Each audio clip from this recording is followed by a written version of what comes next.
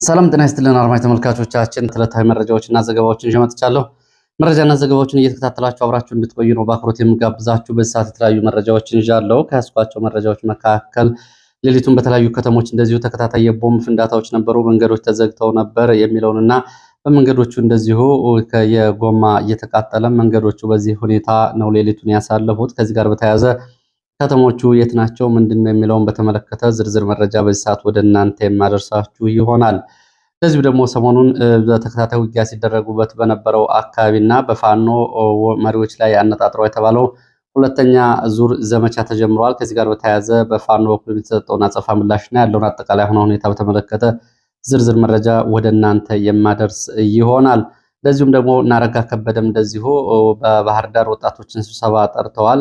የአማራ ብልጽግና በዞን ሁሉንም የብልጽግና ባለስልጣናቱንም ስብሰባ ጠርተዋል። ከዚህ ጋር በተያያዘም እንደዚሁ የደረሱን መረጃዎች አደርሳችኋለሁ። በተለያዩ አካባቢዎች ያለውን ወደ ኢትዮጵያና ሱዳን ድንበር አካባቢ ያለው እንደዚሁ ተጨማሪ 24 ሰዓት መረጃ ወደ እናንተ የማደርስ ይሆናል። እንግዲህ በተለይ ሰሞኑን ካለው አጠቃላይ ሁኔታ አንጻርና የአማራ ብልጽግና በአፍሪካ ህብረትና በኢጋድ በኩል ከአማራ ፋኖ ህዝባዊ ድርጅት ጋር ተደራድሮ ያለው የሰላም ስምምነት አድርገናል በሚል እያሰራጨ ያለው ፕሮፓጋንዳ በተመለከተ መሬት ላይ ከዚህ በተቃራኒው እየሄዱ ያሉ ጉዳዮችን እንደዚሁ በመረጃው እንመለከታለን። አጀንዳ ማስቀየሪያ ሆኖ ይሄ ጉዳይ ፕሮፓጋንዳው በአየር ላይ ባለበት ሁኔታ የነጃልመሮን እንደ ፋኖ በሚል እንደዚሁ መጠነ ሰፊና ኃይል ማዛባት የሚል ዘመቻ መሬት ላይ በሌሊትም በቀንም እየተደረገ ነው የሚገኘው። እንግዲህ እጅ መስጠትና ያለመስጠት መረጃዎችና ስምሪቶችንም በተመለከተ እንደዚሁ እየተደረጉ ያሉ ዘመቻዎች እጅ የሰጡ ሰዎች የሰጧቸው መረጃዎች ናቸው። ከዚህ ጋር የተያያዙ መረጃዎችም አሉ። ፋታ የሌለው የቀንና የሌሊት ዘመቻዎች አሉ። የእግረኛ መካናይዝድ እንዲሁም ደግሞ ስልታዊ የአየር ጥቃቶችም በተለያዩ አካባቢዎች ከወትሮ በተለየ ሁኔታ ተጠናክረው ቀጥለዋል።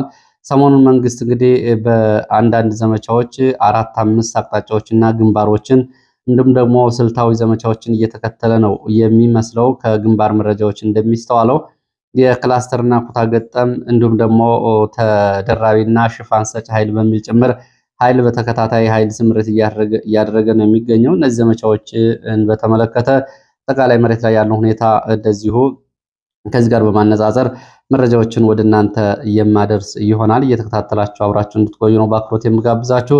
እንግዲህ በሰሞኑን መቶ አለቃ ማስረሻ ሰጤና አረጋ ከበደ መተቃቀፍና እንዲሁም ደግሞ በዚህ ላይ ስነስርዓት ላይ የአፍሪካ ህብረትና የኢጋድ ተወካዮች መገኘት የጉዳዩን መነጋገሪያ አድርጎታል።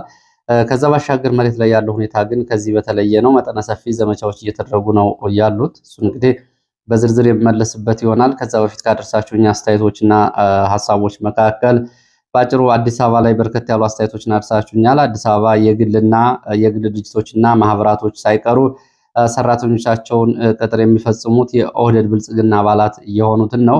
ኦህዴድ ብልጽግና በከተማው ውስጥ ያለውን የካድሬ እንዲሁም ደግሞ የስለላና ስምሪቶችን ለመያዝ በሚል ከተለያዩ የኦሮሚያ ክልል አካባቢ የሚያመጣቸውን ካድሬዎቹን በእነዚህ የመንግስት የግል ድርጅቶች እንዲቀጠሩና በከተማ ውስጥ ያለውን የፖለቲካ ቁጥጥር ለማሳደግ ይሰራል የሚል መረጃ እንደዚሁ አድርሳችኋል። ግለሰቦችን እንዲቀጥሩ ጭምር ትዕዛዝ ተሰጥቷል።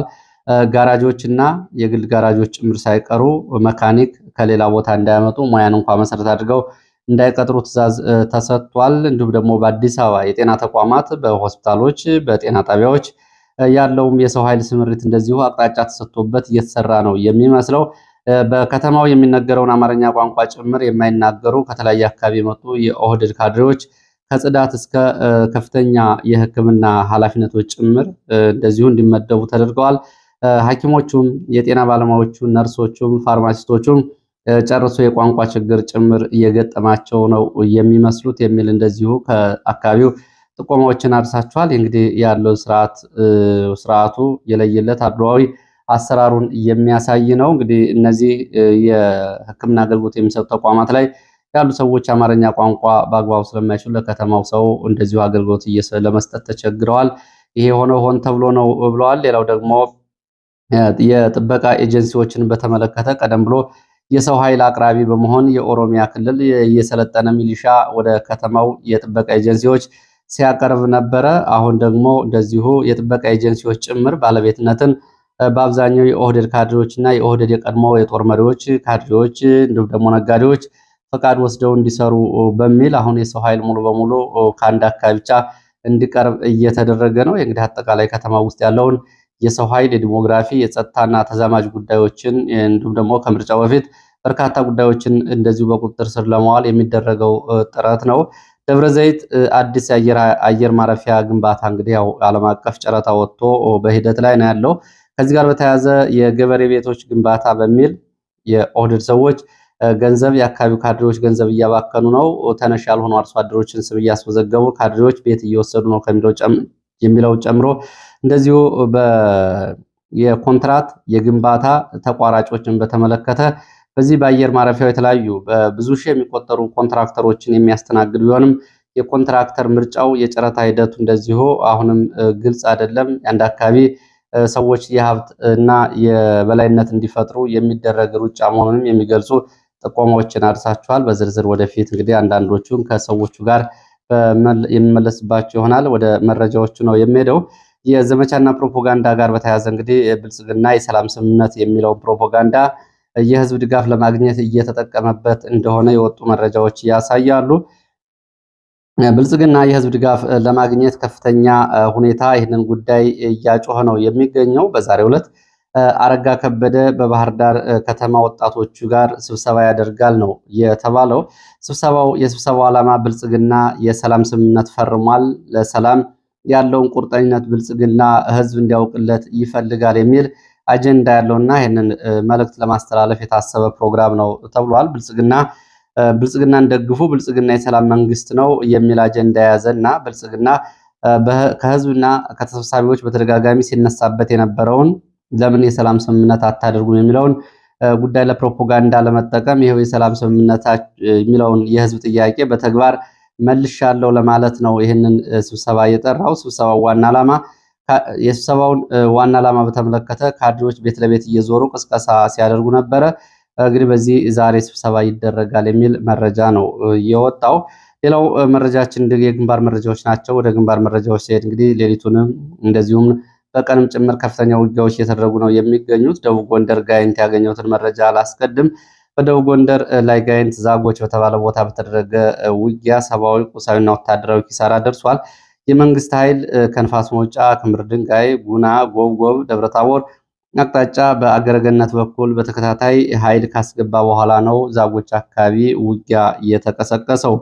ዛጎች ከተማን ማዕከል ያደረገ በሚል ማዕከል አድርጎ የመንግስት ኃይል በተለያዩ አቅጣጫዎች ዘመቻ አድርጎ ደንጓጥ፣ ጎሃ ተራራ፣ ታጥሮ በር፣ ስላሴ በተባሉ በአራት አቅጣጫዎች በተደረገ ውጊያ ወታደራዊ ኪሳራ ደርሷል። ከአንድ ወር በፊት የድሮን ጥቃት በተፈጸመበት ዛጎች የገባው የእግረኛ ሰራዊት በተለያዩ አቅጣጫዎች ከፋኖ ጋር ውጊያ አድርጓል።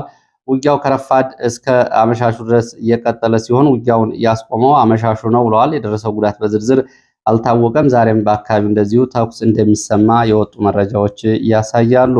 ሌላው ወደ ሸዋና ወሎ አዋሳኝ አካባቢዎች ሰሞኑን ተከታታይ ዘመቻ ሲደረግባቸው በነበሩት አካባቢዎች ትላንትና መሻሹን ጀምሮ እንደገና ውጊያ መቀስቀሱን የሚገልጹ መረጃዎች ናቸው ያሉት። ዛሬም በአካባቢው ተጨማሪ ኃይል ገብቷል። አሁንም በዚህ ሰዓት የተኩስ ድምፅ ይሰማል። በሸዋና በወሎ በተለይ በወሎ የምዕራብ ወረዳዎች በሚባሉት ከለላና አካባቢው አዋሳኝ ባሉ አካባቢዎች ነው እንግዲህ ውጊያ እየተደረገ ያለው። እንደገና ውጊያው ተቀስቅሷል። ደገርን ማዕከል አድርጎ ነው የድሮና የእግረኛ ኃይል በማሰማራት ህዳር 23 እስከ ህዳር 24 የሁለት ቀናት ውጊያ ከተደረገ በኋላ የመንግስት ኃይል ደገርን ለቆ መውጣቱና ፋኖ ደግሞ ደገርን ጨምሮ 3 ከተማዎችን ደገር፣ ቲርቲራና ኮርኪን መቆጣጠሩ ተዘግቦ ነበረ። እንደገና ወጥቶ የነበረው የመንግስት ኃይል ትላንትና አመሻሹና ከሰዓት በኋላ ወደ አካባቢው ተጨማሪ ኃይል በማጠናከር ከከላላና ከጃማ ከሁለት አቅጣጫዎች ወደ አካባቢው ኃይል ማሰማራቱ ነው ለማወቅ የተቻለው። ይህንን ተከትሎ ከባድ ውጊያ ነው የተደረገው። ዘመቻው እንግዲህ ልዩ ኦፕሬሽን ተብሎ በፋኖ አዛዦች ላይ ያነጣጠረ እንደሆነ የሚገልጹት የፋኖ የመረጃ ምንጮች ተከታታይ የድሮን ቅኝቶች ይደረጉ ነበረ። የቢኤም ሮኬት ድብደባ እና ሌሎች የቡድን መሳሪያዎችም እንደዚሁ በዚህ ውጊያ ላይ ትናንት ከሰዓትም አገልግሎት ላይ ውለዋል። ከቀኑ 9 ሰዓት እስከ ምሽቱ 1 ሰዓት ተኩል የአማራ ፋኖ ህዝባዊ ድርጅትና የአማራ ፋኖ ብሔራዊ ኃይል የፋኖ አጠቃላይ ኃይሎች በጥምረት ባደረጉት ውጊያ ደገር ከተማ አቅራቢያ በተለይ መረቆ ሸለቆ፣ ቆርኬ፣ ዳንጉ ተራራ ተብሎ በሚጠሩት አካባቢዎች ከባድ ፍልሚያ ተደርጓል። በውጊያው የደረሰው ጉዳት በዝርዝር አልታወቀም።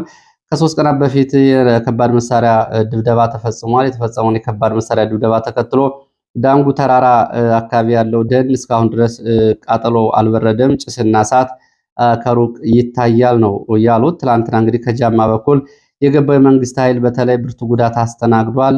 ከዚህ ከደገር ከተማ አቅራቢያ መረቆ ሸለቆ ተብሎ የሚጠራው አካባቢ ብርቱ ጉዳት አስተናግዷል። ዛሬም ተጨማሪ ኃይል ወደ አካባቢው እየተጠጋ ሲሆን ፋኖ ደግሞ እንደዚሁ የአማራ ፋኖ ብሔራዊ ኃይልና የአማራ ፋኖ ህዝባዊ ድርጅት የጋራ ስምሪት ወስደው የተለያዩ ክፍለ ጦሮችንና ሻለቃዎች እንደዚሁ ስለማስጠጋታቸው መንግስትም ተጨማሪ ኃይል ስለማስገባቱ ነው በአካባቢው ያሉ አሁን የወጡ መረጃዎች የሚያሳዩት። አጠቃላይ ትላንት የነበረውን ውጊያ በተመለከተ ግን የደረሰው ዝርዝር ጉዳት አልታወቀም። መረቆ ሸለቆ ተብሎ የሚጠራው አካባቢ ግን በፓትሮል ላይ የነበረ ማረጉ ያልታወቀ ወታደራዊ አዛዥ ጨምሮ ጉዳት ደርሷል። እንግዲህ በፋኖም በሲቪሊያን በመንግስት ወታደሮችም የደረሰው ጉዳት እየተጣራ ነው። በዚሁ ቀጠና ወደ ሸዋ ስንሻገር በመራቤቴ ቀጠና ሬማ ተብሎ የሚጠራው አካባቢ ወደ ሬማ ከተማ ፋኖ በሌሊት ዘልቆ በመግባት ድንገተኛ ጥቃት መፈጸሙን ነው የወጡ መረጃዎች የሚያሳዩት። ፋኖ ወደ ሬማ ከተማ ዘልቆ በፈጸመው ድንገተኛ ጥቃት በካምፖችና ጥበቃ ላይ በነበሩ የሚሊሻ አባላት ላይ እንደዚሁ ጉዳት ደርሷል። በ104ኛ አየር ወለድ ኮማንዶ ካምፕና በሚሊሻ ሰፈሮች ሌሊት በተፈጸመው ጥቃት ጉዳት ደርሷል። የጉዳቱ መጠን ግን በዝርዝር አልታወቀም። ጉዳቱ እየተጣራ መሆኑን ከአካባቢ የወጡ መረጃዎች ያሳያሉ። ሌላው ወታደራዊ አፈሳና እንደዚህ ወታደራዊ ግዳጅን የተመለከቱ ተከታታይ መረጃዎችን ሰሞኑን ወደ እናንተ እያደረስኩ ነበር። በተለይ በአማራ ክልል፣ በኦሮሚያ ክልል እና በአዲስ አበባ የተለያዩ አካባቢዎች በሃይማኖት ተቋማት፣ በትምህርት ቤቶች፣ በመጠለያ ጣቢያዎች እና በስደተኛ ካምፖች ጭምር ሳይቀር ወታደራዊ አፈሳ እየተደረገ መሆኑን የሚገልጽ መረጃ በተከታታይ ሲደርስ ነበር። እንግዲህ ልጆቻቸው ለወታደራዊ ግዳጅ የሚያዙባቸው ቤተሰቦች ልጆቻቸውን ለማስለቀቅ ከ5,000 እስከ 100,000 ብር ድረስ ለሚሊሻ ለባለስልጣናት ገንዘብ እየከፈሉ እንደሆነም የሚገልጹ መረጃዎች ናቸው እየወጡ የነበረው። ከዚህ ጋር በተያያዘ ደቡብ ጎንደር ብናት እየወጣው መረጃ በደቡብ ጎንደር ብናት ከተማ በግዳጅ ታፍሰው በወታደራዊ ካምፕ ውስጥ ከተያዙት ወጣቶች መካከል ሌሊቱን በርካቶቹ በግንብ በመዝለል አምልጠዋል ነው የተባለው። ከብናት ከተማ ከተለያዩ የገጠር አካባቢዎች ከገበያ ቦታ ከትምህርት ቤት እንዲሁም ደግሞ ከሌሎች የተለያዩ አካባቢዎች በግዳጅ ተይዘው ወደ ወታደራዊ ማሰልጠኛ ለመሄድ በካምፕ ውስጥ ተከማችተው የነበሩ ወጣቶች ናቸው ሌሊት በግንብ ዘለው ያመለጡት። ከነዚህ ውስጥ እንግዲህ ከ10 በላይ የሚሆኑ ያመለጡ እንደሆነ የሚገልጹት የመረጃ ምንጮች አንዳንዶቹ ቁጥሩን ከ18 በላይ እያደርሱታል። በዚህ ሁኔታ እንግዲህ ሌሊቱን አምልጠዋል። ቀደም ብሎ ወደ ደብረ ታቦር ሊወሰዱ በነበረበት ሰዓት በመኪና ከተጫኑ በኋላ መንገድ ላይ እንደዚሁ ፋኖ አለ የሚል መረጃ ሲደርስ ተመልሰው ወደ ማደሪያ ካምፓቸው እንዲገቡ ተደርገዋል። ሌሊቱን ነው እንግዲህ ግንብ ዘለው አምልጠዋል የተባለው። ጉዳዩ በዚህ አላበቃም። እነዚህ ወጣቶች እነዚህ ታዳጊዎች ዘለው እንዲያመልጡ አድርገዋል የተባሉ የብልጽግና ባለስልጣናት፣ የሚሊሻ አስተባባሪዎች እና የፖሊስ አባላት በመከላከያ እንደዚሁ ተይዘዋል ነው የተባለው። ነጭ ድንጋይ ተብሎ ወደሚጠራ የመከላከያ ካምፕ ተወስደዋል ታስረው እነዚህ እንዲያመልጡ አድርጋችኋል በሚል ብልጽግና ካድሬዎችና የጸጥታ ሰዎች በመከላከያ ተይዘዋል የሚል መረጃ ወጥቷል። ወደ ሌሊቱን በተከታታይ በተለያዩ አካባቢዎች የቦምብ ፍንዳታዎች፣ የእሳት ቃጠሎዎች ሲያስተናግዱ ያደሩ የሀገራችን ከተሞችን በተመለከተ እንግዲህ ይህ መረጃ ወደ ሰሜን ወሎ ራያና እንዲሁም ደግሞ አጠቃላይ ወደ ትግራይ ከተሞች ነው የሚወስደን። ከባድ የቦምብ ፍንዳታዎች በትግራይና በራያ ከተሞች በተመሳሳይ ሰዓት ደርሰዋል። የቦምብ ፍንዳታዎቹ የተፈጸሙት አመሻሹን ነው የሚሉ መረጃዎች ናቸው የወጡት። በራያ ቀጠና ራያ አላማጣ ከተማና ራያ መሆኒ በተከታታይ ፍንዳታዎች ደርሰዋል። በትግራይም በተመሳሳይ ማይጨው ጨርጨርን ጨምሮ በዋና ከተማ መቀሌ ጭምር እንደዚሁ ሌሊቱን ፍንዳታዎች ተሰምተዋል ተብሏል። እንግዲህ ፍንዳታዎቹ በተለይ አላማጣ፣ መሆኒ፣ ጨርጨር እና ማይጨው የነበሩት ፍንዳታዎች በተመሳሳይ ሰዓት ነው የተፈጸሙት። ሌሎቹ አካባቢዎች ደግሞ የመቀሌ 9 ሰዓት አካባቢ እንደዚሁ ከፍተኛ ተኩስ ነበረ። አላማጣ ከተማ ከዛ ቀደም ብሎም እንደዚሁ ፍንዳታ ነበር ነው የተባለው። በአጠቃላይ እንግዲህ ቦምብ ፍንዳታዎቹ ምሽቱ 5 ሰዓት ላይ ነው ብዙዎቹ ቦታ ላይ የተፈጸሙት። ራያ አላማጣ እንደዚሁ ከቀኑ 11 ሰዓት ተኩል ገደማ በሸድ ተብሎ የሚጠራው የህወሓት ታጣቂዎች ካምፕ ላይ እንደዚሁ የሞርተር ፍንዳታ ደርሷል። በዚህ ፍንዳታ በሶስት ሰዎች ጉዳት ደርሶባቸዋል። ሁለቱ ወዲያውኑ ህይወታቸው ሲያልፍ አንዱ ወደ ሆስፒታል ተወስዷል ነው እየተባለው። እንግዲህ ተከትሎ ምሽትም እንደዚሁ በተመሳሳይ 5 ሰዓት ላይ አለማጣ ከተማ ፍንዳታዎች ተሰምተዋል። ይህን በተመለከተ እስካሁን በግልጽ የታወቀ መረጃ ባይኖርም የትግራይ የሰላም ኃይሎች የሚባሉት ፍንዳታዎቹ እንደደረሱ በተደጋጋሚ ዘገባዎችን ያወጡ ነበር በማህበራዊ ሚዲያ። የትግራይ የሰላም ኃይል በተለያዩ ከተሞች የደረሰውን ፍንዳታ በተመለከተ ዘገባውን ሲሰሩ ግልጽ የሆነ የህዝብ ንቅናቄ ስራ ተሰርቷል በሚል እንግዲህ በጉዳዩ ላይ ኃላፊነት ለመውሰድ የተጠጉ ዘገባዎችን አውጥተዋል። በቅስቀሳዎችም ጽሁፎችም እንደዚሁ ከተሞቹ ተጥለቅልቀው አድረዋል። መንገዶች ሁሉ በትግራይ የሰላም ኃይል በሚባለው ጽሁፍ እንደዚሁ ተዘግተዋል። መንገዶች እየተቆጣጠር ነው ሲሉም እንደዚሁ መግለጫዎችን አውጥተዋል። በዚህ በኩል ከመቀሌ ወደ ተለያዩ አቅጣጫዎች የሚወስዱ መንገዶች ሌሊቱን እንደዚሁ በዚህ መንገድ ነው ያደሩት። የእሳት ቃጠሎ፣ ጎማ ቃጠሎ ይደረግባቸው ነበረ። እንደዚሁ ደግሞ ድንጋይም እንደዚሁ ተዘግተው ነበር። የሌሊት ተቃውሞ ሲደረግ አድረዋል። ጽሁፎችም እንደዚሁ ተበትነዋል። መሆኒ ከተማ ግን የደረሰው ጥቃት ደግሞ ሌላ በንጹሐን ላይ ጉዳት ያደረሰ ነው። በመሆኒ ከተማ የህወሓት ታጣቂዎች በከፈቱት የሩምታ ተኩስ አንድ የባጃጅ አሽከርካሪ እና አንዱ ደግሞ ባጃጅ ላይ ተሳፍረው የነበሩ ሰዎች ጉዳት ደርሶባቸዋል። ከነዚህ ውስጥ አንዱ ወዲያውኑ ህይወቱ ሲያልፍ፣ ሌሎቹ ደግሞ ሕክምና ገብተዋል የሚል መረጃ ነው የወጣው። ከዚህ ከመቀሌ መረጃ ጋር በተያያዘ እንደዚሁ ዘግየት ብሎ የወጣ መረጃ ደግሞ በመቀሌ ከተማ ሌሊት 9 ሰዓት እንደዚሁ ከፍተኛ የተኩስ ድምፅ ይሰማ ነበር ብለዋል። ይህንን በተመለከተ እንግዲህ ሌሎች መረጃዎች ደግሞ እየወጡ ነው። ከላይ ከቀረበው መረጃ በተለየ መንገድ ለውጥ ፈላጊዎች እየተባሉ የሚጠሩት የቡድኖች በዋና ዋና መንገዶች ጎማ በማቃጠል እሳት በማንደድ የሌሊት ተቃውሞ ማድረጋቸው ነው እየተገለጸ ያለው። ይሄ ለውጥ ፈላጊዎች እየተባለ የሚጠራው ንቅናቄ ደግሞ በጀነራል ጻድቃን የሚመራ እንደሆነ የመረጃ ምንጮቹ ገልጸዋል።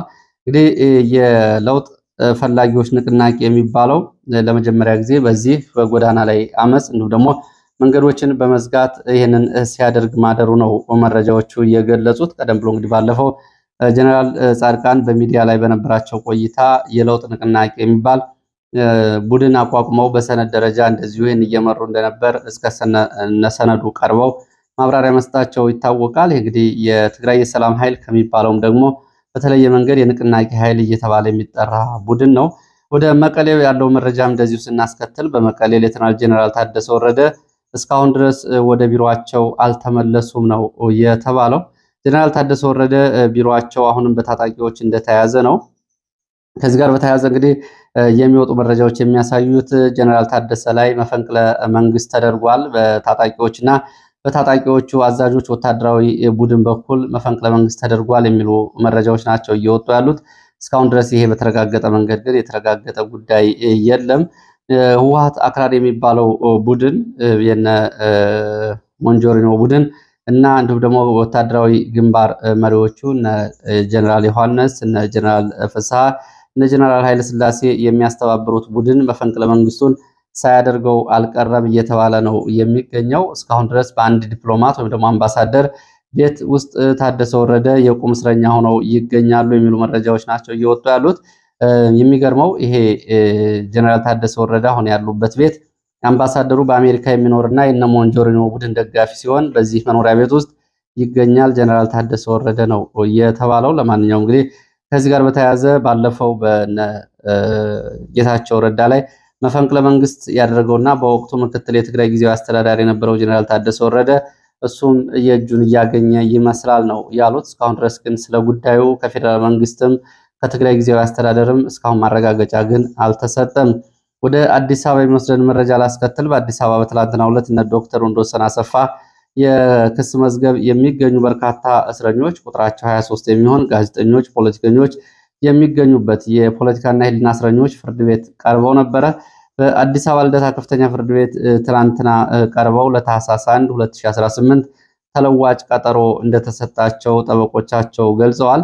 በዚህ ቀጠሮ እንግዲህ በታህሳስ 1 የአቃቢ ሕግ የተጠለፉ የስልክ ማስረጃዎች አሉ በሚል በዚህ ላይ እንግዲህ የድምፅ ቅጂዎቹ ላይ ጠበቆቹ አስተያየት እንዲሰጡበት ለማድረግ ነው ቀጠሮ እየተሰጠው።